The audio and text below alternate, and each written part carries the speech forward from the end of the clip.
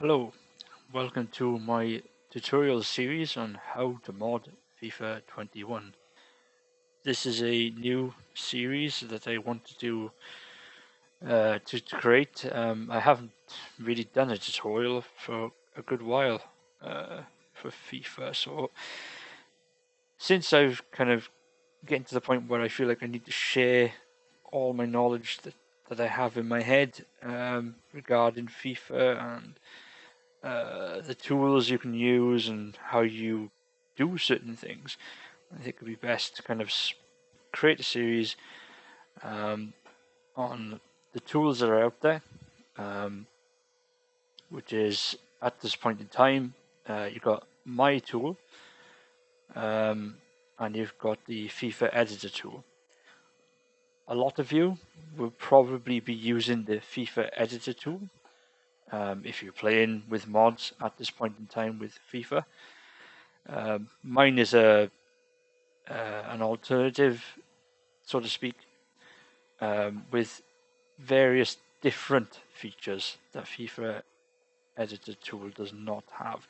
I'm not going to say one is better than the other. This is not a contest between the two. I think we've both done a good job in getting this game modded, considering where we stood a few months back, where we had no tool at all.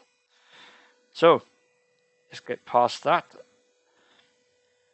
You have my tool.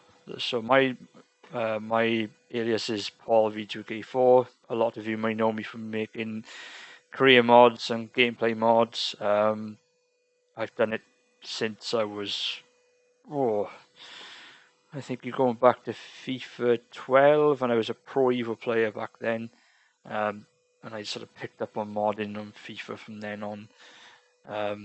So you may or may not know that I am a developer by trade. So this is my thing: creating tools and making tools to have and have fun making them.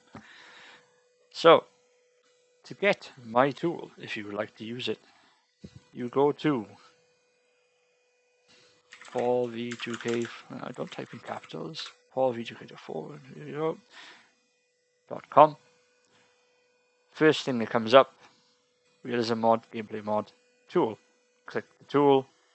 This would be my latest one. I tend to update every few nights whenever I get time to work on it. So you just kind of click on there, keep checking that page, and you may find something new that I've done. Download. Go away. Thank you. Give it a few minutes. I'll cancel this because I've already got it, of course. Once you've downloaded it, extract it to wherever the hell you feel like. It's no real need to be on an SSD or whatever.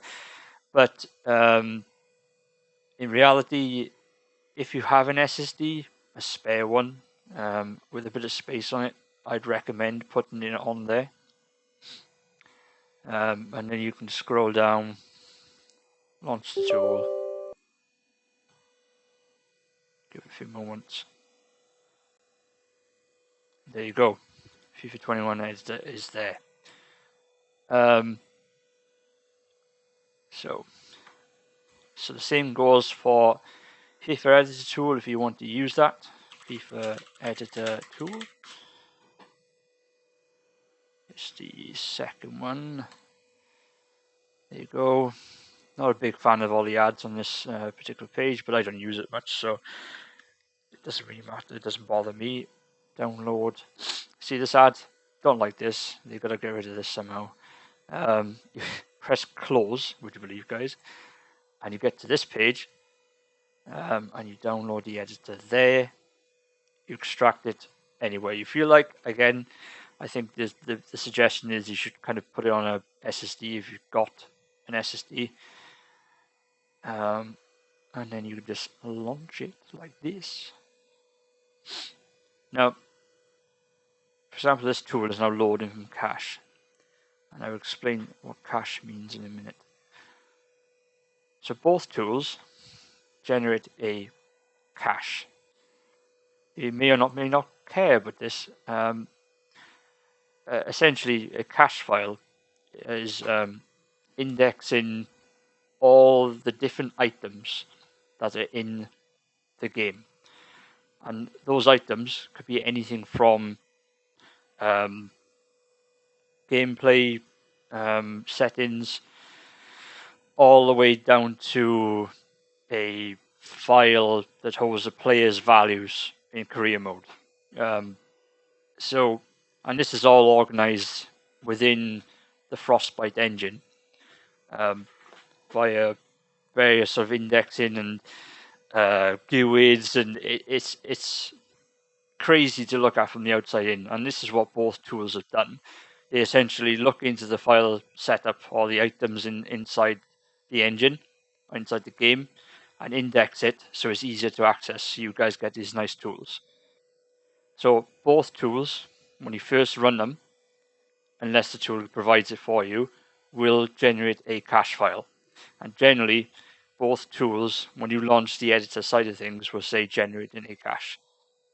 I might explain this further at another period of time, especially when I want to expand my tool to allow it to edit other Frostbite games. But until then, this has got nothing to do with that. Let's move on. Both tools will require you to have a sensible amount of RAM and probably a fairly decent CPU processor. I would highly suggest, for mine, I would say you need at least 8 GB of RAM to run the editor side of the tools. I think if I run the Frosty one, I think, Frosty, see, it looks so similar, I said Frosty.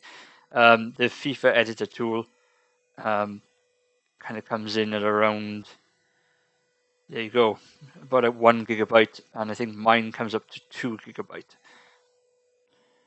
So be aware that you may need a beefy PC, beefy-ish, to kind of mod the games. I know a lot of people who are big-time modders who are struggling running either tool due to their requirements. I don't think either of us can really make much difference to this, so just be aware that you will need this. Okay. So in the rest of the series, I'm going to split this into 4 different series, I think. I think it'd be best if I do that. My number 1 is going to be gameplay. I will go through how to modify and create your own gameplay mod from start to finish, and I will explain every single setting that's in there. I'll even explain the famous local INI file, so you guys can create your own gameplay to suit your own needs, learn limitations of what these tools can do. We cannot edit the entire gameplay. There are limitations, I'm sorry to say.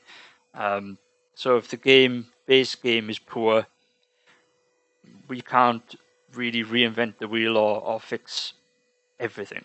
But we can certainly try and create a game that suits us, and I will explain how to do that.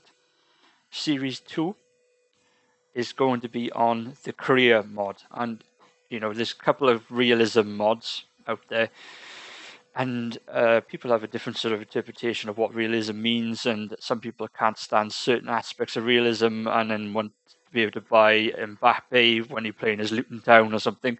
So people want to create their own little career mods just to suit themselves. A lot of people do. I talk to a lot of people about how to do it. A lot of people have fun doing their own thing. So that will be series 2. Series 3, I want to work on graphics side of things. So kits. I think a lot of people like making kits. And with this latest tool that's come out called Kit Creator.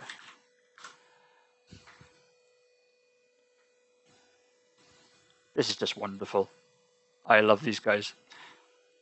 So you can essentially create a kit out of here and import it into FIFA and play about your heart's content, and it works perfectly fine in both tools.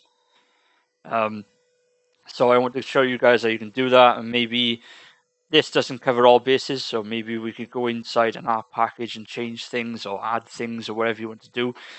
So that will handle that. I will handle how to create your own splash screens, how to create different textures for different screens. You can see sometimes when you load a career mode, it's got like a little image next to it saying start creator or load career. So you could probably change one of them. And then lastly, I probably we go into the nitty gritties of stuff like how to create your own theme for the game. So we're going up with themes. FIFA 21 has a purple theme, for example. FIFA 17 had a yellow theme. FIFA 18 had a red theme, I think. So you can kind of customize the tiles on the game and how they look. I personally don't like this year's colors of pink and purples, and I don't like it. So I think a lot of people would love to create their own little themes. You probably see a lot of people online create sort of showcases of their own themes. I remember following one guy who was created an excellent black and yellow sort of color set, and I tried to replicate it in FIFA 20 with some success. So I think some of you would really enjoy that series. So and lastly would be importing or exporting and importing your own faces. If you want to get into 3D development, I think working on player faces in FIFA will get you into that. Not perfect, because all you're doing is sort of altering the original face to kind of suit your needs, but we'll go into that when we get to that stage. So I'll be looking to release these series in turn over the next couple of months, I hope. It looks like I'll be sort of releasing them early through the Patreon, and then just release to everybody after that.